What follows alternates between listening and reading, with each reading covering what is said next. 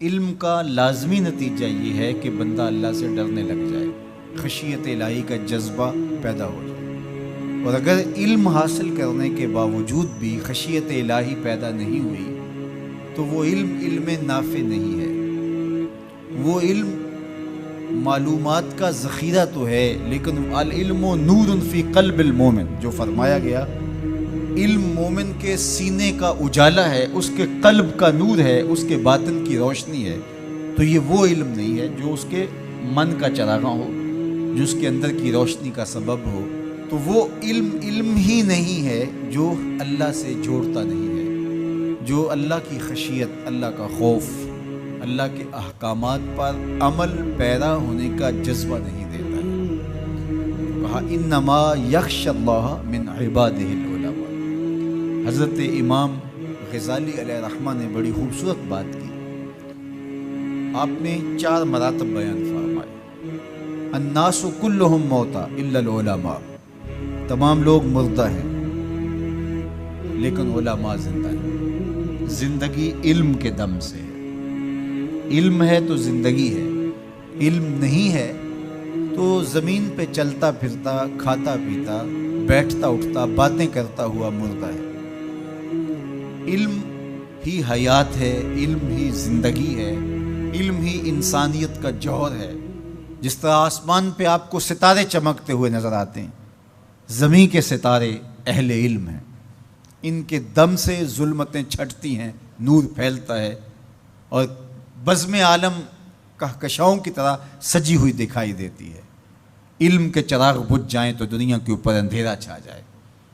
تو زندگی کا سارا جمال علم کی وجہ سے ہے۔ زندگی علم ہے، جمال علم ہے، دنیا کا نور علم ہے۔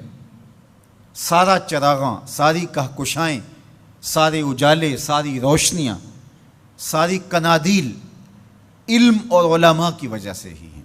تو فرمایا الناس کلہم موتا، لوگ مردہ ہیں الا العلماء، علماء زندہ ہیں۔ اب علماء تو خوش ہو گئے کہ ہم زندہ ہیں، طلباء بھی خوش ہو گئے کہ ہم زندگی اور نور حاصل کر رہے ہیں۔ لیکن امام غزالی نے دوسری بات کی، والعلماء کلہم نیام الا العاملین، علماء سوئے ہوئے ہیں، جاگتے وہ ہیں جو اپنے علم پہ عمل بھی کرتے۔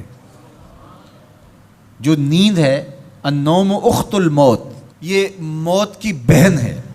علماء ہیں تو زندہ، لیکن اگر عمل نہیں ہے تو وہ آغوش نیند میں ہیں، زندگی سے فائدہ ہی حاصل نہیں کر رہے۔ زندگی سے فائدہ تو زندگی کی لذات سے متمتع ہونا ہے، آنکھوں سے نظارے دیکھنے ہیں، کانوں سے نغمے سننے ہیں، زبان سے ذائقے چکھنے ہیں، دوستوں سے باہم ملاقاتیں کرنی ہیں۔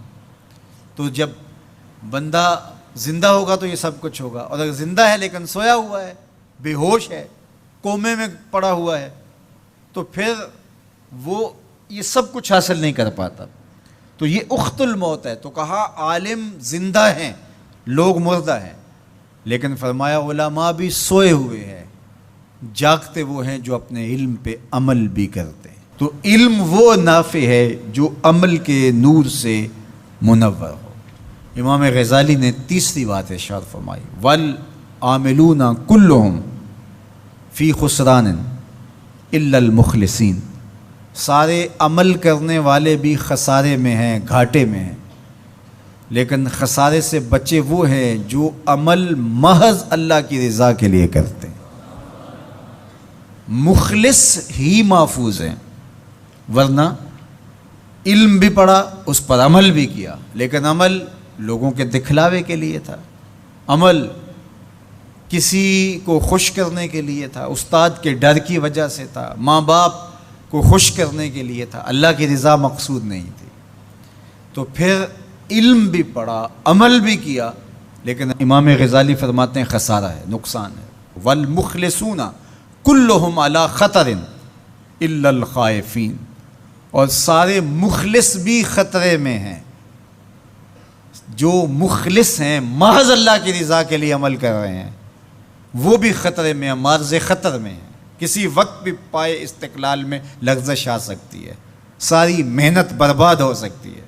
کیتی کتری پئی کھو محمد تے سکہ بنیا زردہ، ہیں. ہمارا تو حال یہ ہے کہ ہم بد عمل ہوں، زندگی خواہشات اور آرزوؤں کے ہجوم میں بسر کر رہے ہوں، اور جنت کے ہم ٹھیکیدار بنے ہوئے ہوتے ہیں. ہم کہتے ہیں کہ بس ہم تو سیدھے جنت میں جائیں گے.